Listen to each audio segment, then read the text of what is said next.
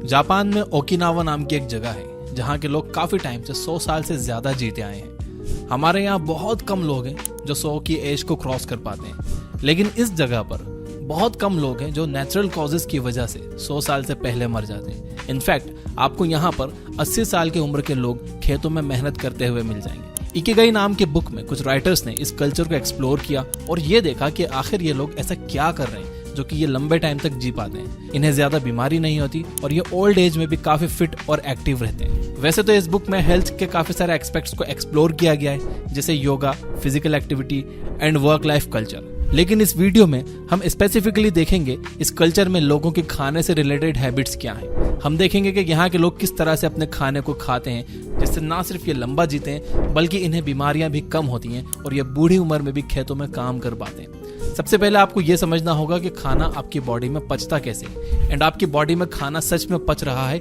या सड़ रहा है। खाने का डाइजेशन हमारे मुंह में ही स्टार्ट हो जाता है। हमारे मुंह में प्रोड्यूस होने वाला सलाइवा खाने में प्रेजेंट स्टार्च को ब्रेक करता है। तो अगर आप स्टार्च बेस्ड डाइट जैसे फ्रूट्स या आलू खा रहे हो तो उसका एक मेजर पोर्शन आपके मुंह में ही डाइजेस्ट हो जाता है। जब आप अच्छे से खाने को चबा कर निगलते हो तो खाना आपके इसोफेगस से होकर आपके पेट में जाता है। एक बार खाना आपके पेट में पहुंच गया तो आपका पेट 3 एंजाइम्स रिलीज करता है, हाइड्रोक्लोरिक एसिड, म्यूकस और पेप्सिन।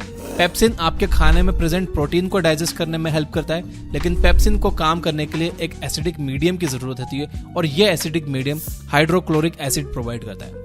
अब क्योंकि हाइड्रोक्लोरिक एसिड एक बहुत ही स्ट्रॉन्ग एसिड है जो आपके पेट को काट सकता है, इसलिए आपके पेट में म्यूकस भी रिलीज होता है जो आपके पेट के इनर वॉल्स को चारों तरफ से घेर लेता है और उसे प्रोटेक्ट करता है। अगर आपके पेट में म्यूकस कम हो जाए या हाइड्रोक्लोरिक एसिड बढ़ जाए तो ये एसिड हमारे पेट के इनर वॉल्स को नुकसान पहुंचाने लगता है और हमारे पेट में छाले पड़ जाते हैं जिन्हें अल्सर भी कहा जाता है। जब पेट में ये तीनों एंजाइम्स आ जाते हैं तो पेट एक चर्निंग एक्टिविटी करने लगता है, वो श्रिंक करता है और फिर एक्सपांड करता है। इससे पेट के एंजाइम्स खाने में हर तरफ से मिल जाते हैं और खाना अच्छे से डाइजेस्ट हो जाता है। अब यहाँ पर समझने वाली बात यह है कि अगर आप पूरा पेट भरकर खाना खा लेते हो तो उसे चर्निंग एक्टिविटी करने की जगह ही नहीं मिलती और वो खाना ज्यादा टाइम तक आपके पेट में पड़ा हुआ सड़ता है।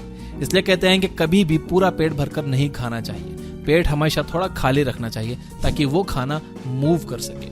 पेट में 4-5 घंटे तक रहने के बाद आपका खाना वहां से निकलता है और फिर स्मॉल इंटेस्टाइन में जाता है। यहाँ उसकी मुलाकात बाइल जूस से होती है जो कि आपके लीवर में प्रोड्यूस होता है। बाइल जूस आपके खाने में प्रेजेंट फैट को डाइजेस्ट करता है। इसके अलावा यहाँ पर आपके खाने में कुछ पैनक्रियाटिक और इंटेस्टाइनल जूसेस भी मिक्स होते हैं जो प्रोटीन को और डाइजेस्ट करने का काम करते हैं। इंटेस्टाइन्स में पेरिस्टोलिसिस मूवमेंट होता है जिसके हेल्प से खाना आगे की तरफ मूव करता है। इसीलिए फिजिकल एक्टिविटी बहुत जरूरी है। जब आप फिजिकल एक्टिविटीज करते हो तो इंटेस्टाइन्स के लिए पेरिस्टोलिसिस मूवमेंट और आसान हो जाता है। रास्ते में आपके स्मॉल इंटेस्टाइन्स की वॉल आपके खाने से न्यूट्रिएंट्स को अब्सॉर्ब करके उसे आपके ब्लड सेल्स तक पहुंचा देती है। जो खाना सही से डाइजेस्ट नहीं हो पाता वो बाकी के वेस्ट मटेरियल के साथ आपके लार्ज इंटेस्टाइन में चला जाता है और वहां से बाहर निकल जाता है। अब जब आप डाइजेशन के प्रोसेस को अच्छे से समझ गए हो तो आइए देखते हैं कि आप किस तरह से अपने ईटिंग हैबिट्स को इम्प्रूव कर सकते हो। और ये वीडियो का सबसे इंपॉर्टेंट पार्ट है, ध्यान से सुनना। Number 1, chew your food well. जैसा कि हमने देखा कि आपके खाने का डाइजेशन मुंह से ही स्टार्ट हो जाता है। अगर आप खाने को अच्छे से चबाओगे नहीं तो आपके खाने में प्रेजेंट स्टार्च का डाइजेशन अच्छे से नहीं हो पाएगा। इसके अलावा हमने देखा कि आपका पेट एक चर्निंग एक्टिविटी करता है जिससे पेट के सारे एंजाइम्स फूड में अच्छे से मिक्स हो जाते हैं। इमेजिन करो कि आपने अपने खाने को अच्छे से नहीं चबाया और आपके पेट में कुछ सॉलिड फूड पार्टिकल्स चले गए। ऐसे में वो एंजाइम्स आपके खाने में अच्छे से मिक्स नहीं हो पाएंगे और वो सॉलिड फूड अच्छे से डाइजेस्ट नहीं होगा। इसके साथ ही वो आपके स्मॉल इंटेस्टाइन में भी अच्छे से अब्सॉर्ब नहीं होगा, यानी आपको उस खाने में मौजूद जो न्यूट्रिएंट्स मिलना चाहिए थे वो मिलेंगे ही नहीं। तो आपका उसे खाने या ना खाने का कोई फायदा ही नहीं हुआ। इसलिए अपने खाने को हमेशा अच्छे से चबाकर खाइए। ओकिनावा आइलैंड के लोग 1 घंटे तक बैठकर खाना खाते हैं। आयुर्वेद के अकॉर्डिंग आपको अपने खाने को कम से कम 32 बार अच्छे से चबाना चाहिए ताकि सारे सॉलिड पार्टिकल्स ब्रेक हो जाएं और उसमें सलाइवा अच्छे से मिक्स हो जाए। यानी एक तरह से आपको अपना खाना खाना नहीं चाहिए बल्कि वो पीना चाहिए। आपको अपना खाना इतना चबाना चाहिए कि वो आपके मुंह में ही एक लिक्विड बन जाए। नंबर 2, डोंट ओवर ईट। हमें लगता है कि ज्यादा खाने से हमारे अंदर ज्यादा एनर्जी रहेगी और हम हेल्दी रहेंगे, लेकिन ऐसा नहीं। इकिगाई में कहा गया है कि आपको अपना खाना सिर्फ 80% कैपेसिटी तक खाना चाहिए। हमने देखा कि आपके पेट में एक चर्निंग एक्टिविटी होती है जिससे आपके पेट में मौजूद एंजाइम्स आपके खाने में मिक्स हो जाते हैं। इमेजिन कीजिए कि आपका पेट पूरी तरह से खाने से भरा हुआ है और उसमें बिल्कुल स्पेस थी। ऐसे में आपके पेट को चर्न करने में प्रॉब्लम होगी, उसमें एंजाइम्स अच्छे से मिक्स नहीं हो पाएंगे एंड आपका खाना पचेगा नहीं बल्कि सड़ेगा। एंड जब खाना सड़ता है तो हमें एसिडिटी होती है, मुंह से बदबू आने लगती है, इसलिए आप कभी भी पूरा पेट भरकर मत खाओ। Number 3, don't drink water after eating food. अगर आपने बचपन में रसना पिया है तो आपको पता होगा कि उसमें एक लिमिट तक पानी डालते हैं। अगर आप उसमें बहुत ज्यादा पानी डाल दोगे तो उसका टेस्ट फीका हो जाएगा। पानी हर चीज को डाइल्यूट कर देता है और उसे कम इफेक्टिव बना देता है। दूध में पानी मिलने से वो पतला हो जाता है और एसिड में पानी मिलने से वो कम इफेक्टिव हो जाता है। जैसा कि हमने देखा कि हमारे पेट में काफी सारे एंजाइम्स रिलीज होते हैं, तो जब हम खाने के ठीक बाद पानी पी लेते हैं तो हमारे ये सारे एंजाइम्स डाइल्यूट हो जाते हैं, उनका असर कम हो जाता है, जिससे हमारा खाना सही से डाइजेस्ट ही नहीं होता। आयुर्वेद में बताया गया है कि खाने के बाद हमारे पेट में जठर अग्नि जलती है, जिससे खाना पचता है। अब अगर आप पानी पी लोगे तो वो अग्नि तो बुझ जाएगी, फिर खाना पचेगा नहीं, सड़ेगा। इसलिए खाने से कम आधे घंटे बाद तक आप पानी मत पीजिए।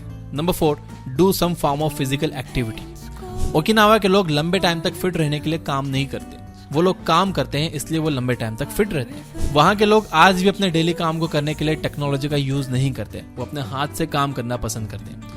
हमारी जनरेशन की प्रॉब्लम यह है कि हम सारा दिन बैठे बैठे निकाल देते हैं। इस वजह से हमारा ब्लड सर्कुलेशन खराब हो जाता है, हमारे इंटेस्टाइन्स में पेरिस्टोलिसिस मूवमेंट भी नहीं हो पाता। इससे हमारे खाने को आगे मूव करने में प्रॉब्लम होती है, जिससे वो खाना टाइम पर प्रोसेस ही नहीं हो पाता। इसलिए जरूरी है कि आप दिन भर में थोड़ा फिजिकल एक्टिव रहने की कोशिश करो। लिफ्ट की जगह स्टेयर्स यूज करो, मार्केट पैदल या साइकिल से चले जाओ, या फिर अपनी गाड़ी थोड़ी दूर पार्क कर दो ताकि आप मार्केट पैदल चलकर जा सको। अगर आप अपने फोन में कुछ टाइम पास कर रहे हो तो टहलते टहलते हुए कर लो यार, बेड पर लेट कर नहीं। नंबर 5, ईट फाइब्रस फूड। जब आप एक एप्पल खाते हो तो कुछ टाइम के बाद एप्पल का सारा जूस निकल जाता है और आपके मुंह में सिर्फ फाइबर बच जाता है। ये फाइबर डाइजेशन प्रोसेस को इम्प्रूव करने का काम करता है। हरी सब्जियां और फ्रूट्स में बहुत सारे फाइबर होते हैं। जब आप फाइबरस फूड खाते हो तो फूड आपके पेट में एक साथ अच्छे से मूव कर पाता है और आपका डाइजेशन भी सही हो पाता है। अगर आप एप्पल छील के खा रहे हो या सिर्फ उस फ्रूट का जूस पी रहे हो तो इससे आपका पेट पूरी तरह से साफ नहीं होगा। इसलिए आप अपने डाइट के साथ हमेशा कुछ ना कुछ फाइबरस आइटम जरूर रखिए। खाना खाने का एक सिंपल रूल आप याद रख लो, आपको 100 साल पीछे जाना है। जो चीज 1900 से पहले खाते थे आप उसे खाइए, जैसे कि दाल, सब्जी, रोटी, ओट्स, मीट, फ्रूट्स एक्सेट्रा।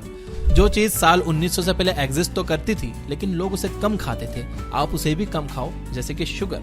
और जो चीज साल 1900 से पहले एग्जिस्ट ही नहीं करती थी आप उसे जितना ज्यादा हो सके उतना ज्यादा अवॉइड करो। इस कैटेगरी में आपके सारे प्रोसेस्ड फूड आइटम और जंक फूड आ जाते हैं। अगर आप इस सिंपल से रूल को फॉलो करोगे तो आपको पेट से रिलेटेड कोई प्रॉब्लम नहीं होगी और लंबा जियोगे और हेल्दी और फिट रहोगे। तो इसी बात पे मेरे साथ अफर्म करिए यस आई विल कमेंट में लिखकर। और ये वीडियो अगर हेल्पफुल लगा हो तो इसे शेयर भी करिए सबके साथ। और अगर आप इस वीडियो को अभी तक देख रहे हो तो इसे लाइक जरूर करिए ताकि मुझे पता चल जाए कि कितने लोगों ने लास्ट तक ये वीडियो देखी है। हमारे सोने का तरीका भी हमारी हेल्थ में इतना ही इंपॉर्टेंट रोल प्ले करता है जितना कि डाइजेशन, लेकिन ज्यादातर लोग गलत तरीके से सोते हैं। तो अगर आप सही तरीके से सोना सीखना चाहते हो तो राइट